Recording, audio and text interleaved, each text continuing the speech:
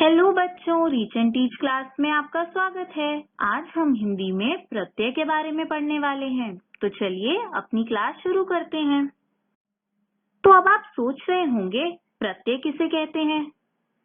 जो शब्दांश शब्दों के अंत में जुड़कर अर्थ में परिवर्तन लाते हैं, प्रत्यय कहलाते हैं। अब ये तो हुए प्रत्यय। चलिए एक बार दोबारा से पढ़ते हैं कि मूल शब्द किन्हें कहते हैं। मूल शब्द वे शब्द होते हैं जो भाषा में अपने पूर्ण या मूल रूप में बिना तोड़े प्रयोग किए जाते हैं। चलिए अब प्रत्यय और मूल शब्दों को उदाहरण से समझते हैं। तो मेरा पहला शब्द है गुब्बारे, मेरा दूसरा शब्द है वाला। जब मैंने इन दोनों शब्दों को जोड़ा तो मेरे पास एक नया शब्द बन के आया। चलिए देखते हैं कैसे। गुब्बारे जमा वाला हुआ गुब्बारे वाला। तो बच्चों, यहाँ वाला शब्द प्रत्यय है, जबकि गुब्बारे एक मूल शब्द है। मूल शब्द और प्रत्यय को जब हम जोड़ते हैं तो हमारे पास एक नया शब्द बनकर आता है। चलिए देखते हैं वाला प्रत्यय से और कौन कौन से शब्द बन सकते हैं। टांगे वाला, झाड़ू वाला, रिक्शा वाला। चलिए अब एक और उदाहरण देखते हैं।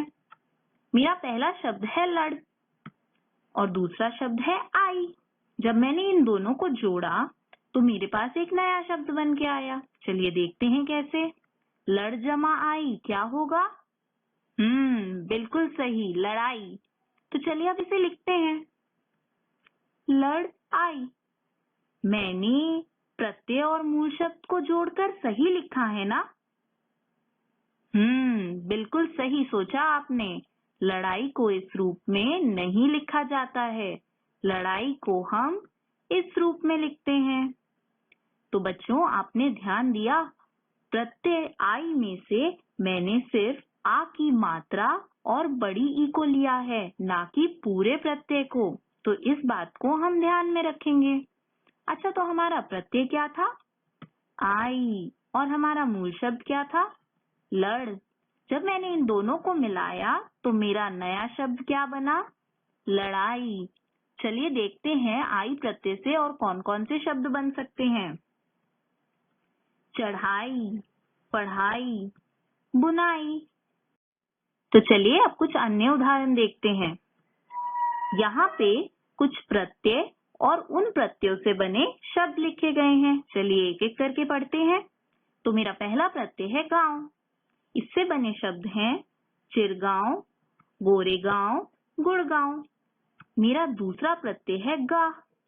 इससे बने शब्द हैं ईदगाह, दरगाह, बंदरगाह। मेरा तीसरा प्रत्यय है चर। इससे बने शब्द हैं जलचर, नभचर, थलचर। मेरा चौथा प्रत्यय है कार। इससे बने शब्द हैं साहित्यकार, पत्रकार, चित्रकार। तो बच्चों, ये थे प्रत्यय। याद रखिए, प्रत्यय हमेशा मूल शब्द के पीछे लगाए जाते हैं। आशा करती हूँ कि इस वीडियो को देखकर आपको प्रत्यय के बारे में बहुत सारी जानकारी मिली होगी।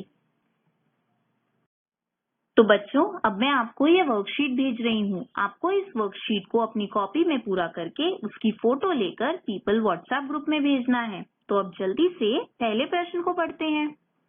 जो शब्दांश शब्दों के अंत में जुड़कर अर्थ में परिवर्तन लाते हैं, डैश कहलाते हैं। बच्चों, आपको 4 विकल्प दिए गए हैं। आपको सही विकल्प को चुनकर रिक्त स्थान में लिखना है। दूसरा प्रश्न है, गोरेगांव शब्द में प्रत्यय क्या है? आपको अब 3 विकल्प दिए गए हैं। आपको सही विकल्प को पहचानना है और प्रश्न के आगे लिख देना है। आपका शब्द था गोरेगांव। आपको ढूंढना है कि इसमें प्रत्यय क्या है। चलिए अब तीसरे प्रश्न पर चलते हैं। तीसरा प्रश्न है, दिए गए प्रत्ययों से 2-2 शब्द लिखिए। बच्चों, याद रखिए, मूल शब्द के पीछे लगाया जाता है प्रत्यय। तो हमारे प्रत्यय हैं गा, वाला, आई। आपको इन तीनों प्रत्यय से 2-2 शब्द बनाकर लिखने हैं। आपका चौथा प्रश्न है, दिए गए शब्दों से मूल शब्द और प्रत्यय अलग कीजिए। जैसे मेरा एक उदाहरण है सूदखोर। यहाँ मूल शब्द क्या है? सूद। और प्रत्यय क्या है? खोर। तो इसी तरह आपको बाकी दिए गए विकल्पों में से मूल शब्द और प्रत्यय को अलग अलग करके लिखना है। गुड लक बच्चों, बाय बाय।